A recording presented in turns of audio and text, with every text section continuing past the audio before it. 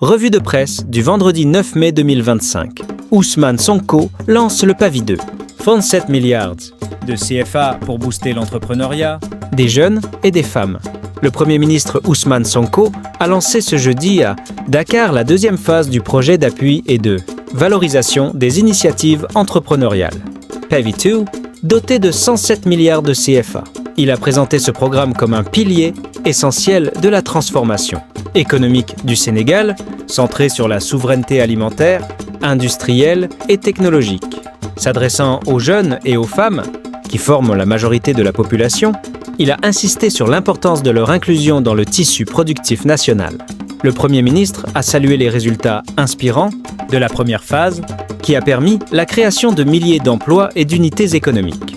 Une des innovations majeures du PAVI réside dans sa territorialisation, avec une présence dans les 46 départements du pays, permettant un accompagnement adapté aux spécificités locales. Ousmane Sonko a souligné que les financements ne sont pas des dons, mais des leviers de croissance, à rembourser pour nourrir un cycle vertueux de développement.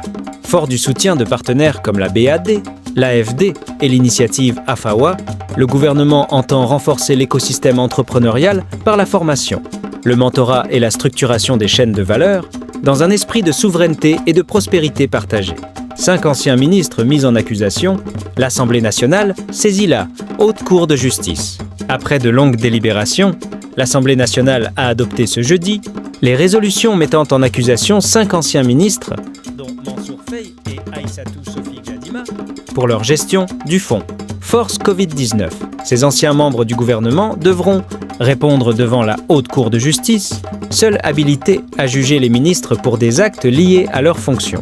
La procédure a été déclenchée sur la base d'une lettre du ministre de la Justice, Ousmane Diagne, adressée aux députés.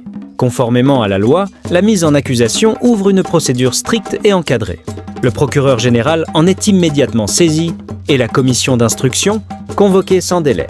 Les droits de la défense sont garantis, mais la commission ne peut modifier les faits initiaux ni être contestée sur ses décisions.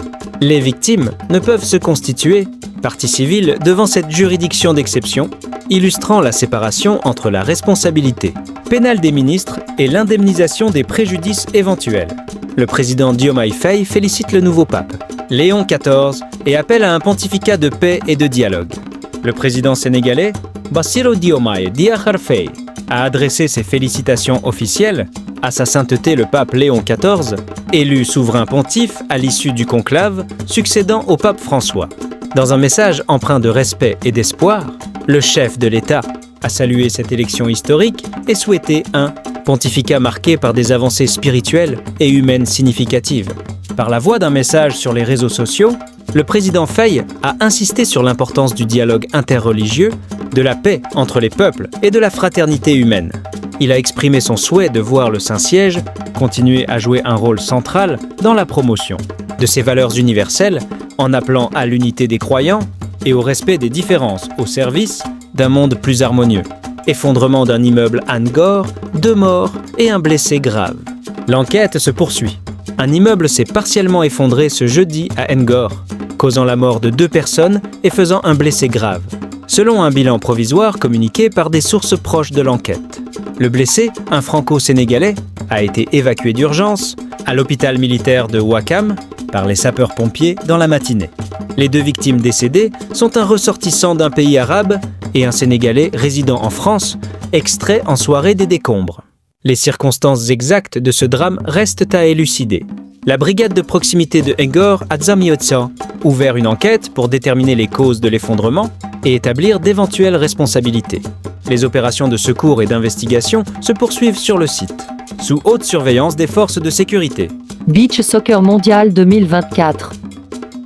Le Sénégal élimine l'Italie et file en demi-finale face à la Biélorussie.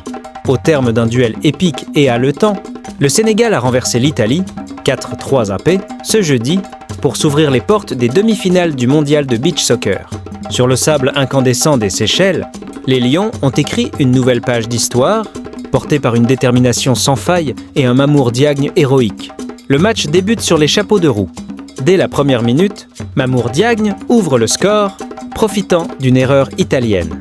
Mais les vice-champions du monde ne tardent pas à réagir. égalisant puis prenant l'avantage. Bousculés, les Sénégalais ne lâchent rien. Sanoulaye Thiaw remet les siens dans la course sur pénalty, avant que le jeune gardien Ousseynou ne surgisse avec un but aussi inattendu que splendide pour égaliser 3-3. En prolongation, alors que les tirs au but se dessinent, Mamour Diagne surgit, blessé mais vaillant, pour offrir la victoire aux siens à 2 secondes du terme. Un exploit majuscule. Prochaine étape, la Biélorussie en demi-finale. Le rêve continue. Merci d'écouter et abonnez-vous.